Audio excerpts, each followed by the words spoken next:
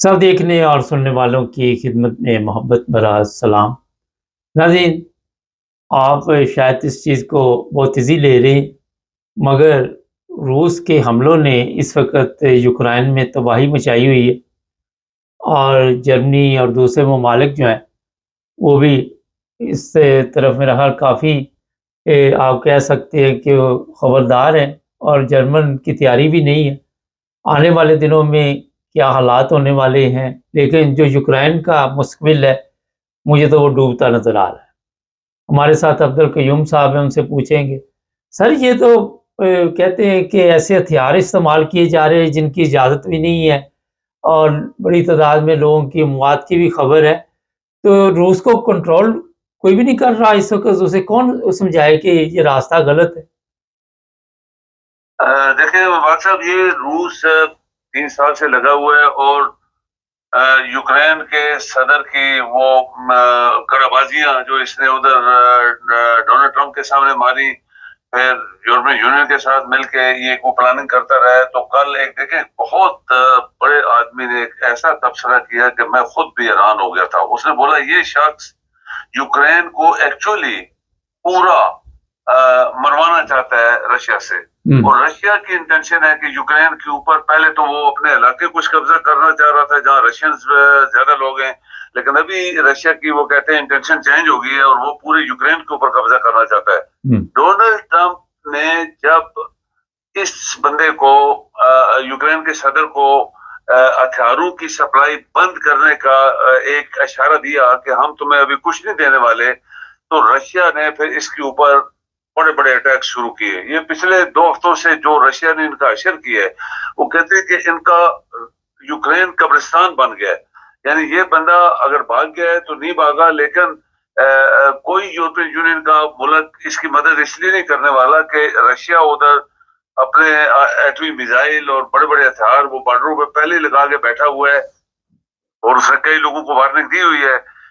2-3 मुल्कों का आपको पता है कि खबरदार अगर तुमने इसकी मदद की या मेरे ऊपर कोई अटैक किया तो फिर उसका जो अंजाम है वो बहुत ही खतरनाक होने वाला है। और ट्रंप ने ये बोला कि मुझे उम्मीद है कि रशिया एटम बम नहीं कराएगा। मतलब कि ट्रंप ने ये नहीं बोला कि तू गिरा नहीं सकता या खबरदार, उसने बोला मुझे उम्मीद है। मतलब कि अगर कोई और मुल्क इन्वॉल्व हो गया इस अभी अभी जो ऑलरेडी वो कहते हैं कि ये एक खंडरात बन गए हैं यूक्रेन के, और इस खंडरात को बचा फिर रशियन पॉसिबली कुछ भी कर सकते हैं। ये मीडिया ने रिपोर्ट दी और कल एक बंदे ने तबसरा किया था कि इतना रशिया ने मारा है यूक्रेन को कि वो अभी आप कहें कि कब्रिस्तान, उसने अल्फाज इस्तेमाल किया कि ये एक्चुअली कब्रिस्तान बन गया। अच्छा, ये मैं बता दूं कि पोलैंड पे फ़ौज बढ़ा दी गई है नेटो की और वहाँ पे ऐसे-ऐसे तैयारे पहुँच चुके हैं। तो आप देख रहे हैं कि रशिया वहीं पे नहीं रुकेगा, पोलैंड को भी खतरा पड़ गया है, फिर पोलैंड के बाद जर्मनी भी इतना कोई दूर नहीं है। तो अगर रशिया जिस तरह नज़र आ रहा है कि पूरे यूक्रेन पे कब्ज़ा कर लेगा, तो उसके बाद कोई ब्रेक लेगा या ब्रेक की ज़रूरत ही नहीं, आगे फिर चलता आएगा?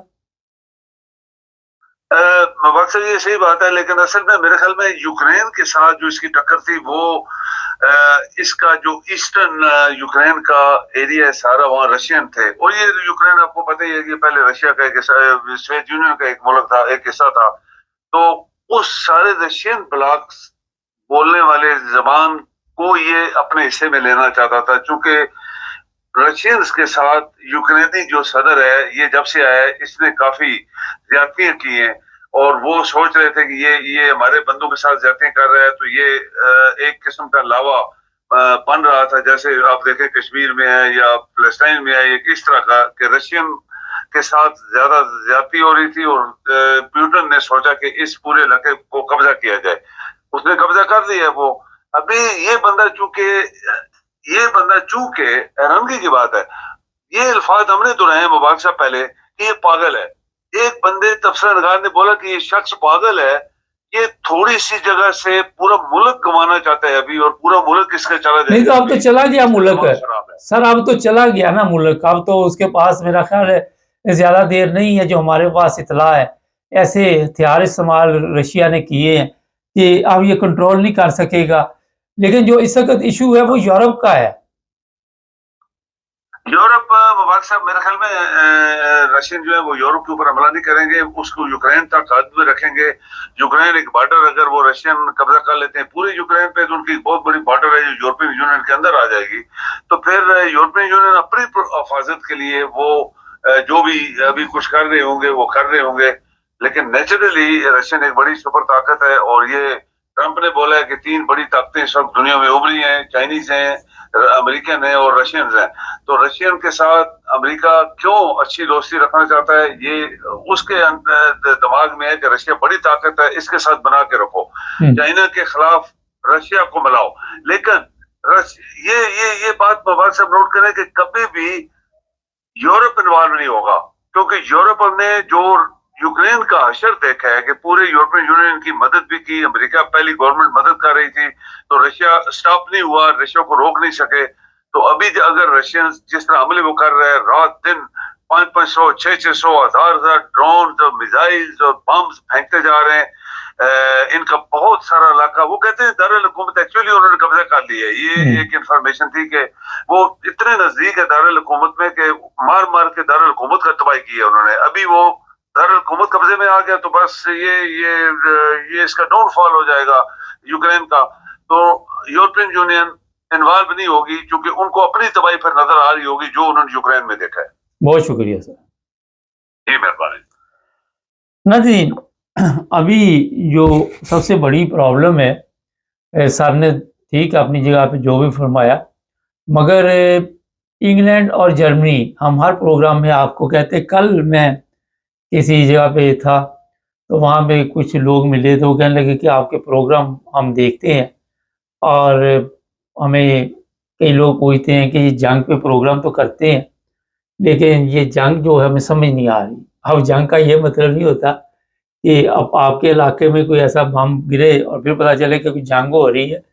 आपने देखा जो यूक्रेन की जंग है या ये जो ईरान इसराइल की जंग थी, उन लोगों पे क्या गुजरी जो घर-बार छोड़ के वहाँ से निकलते हैं। यहाँ जर्मनी में, यूरोप में यूक्रेन के बेशुमार लोग हैं, और वो मैं पिछले दिनों एक जगह पे गया हुआ था, तो वहाँ पे यूक्रेन के लोग काम कर रहे थे बड़ी तादाद में। ये जितने रेस्टोरेंट हैं, मैकडॉनल्ड, ये बर्गर किंग, जहाँ पे आपको ऐसे लोग मिलेंगे।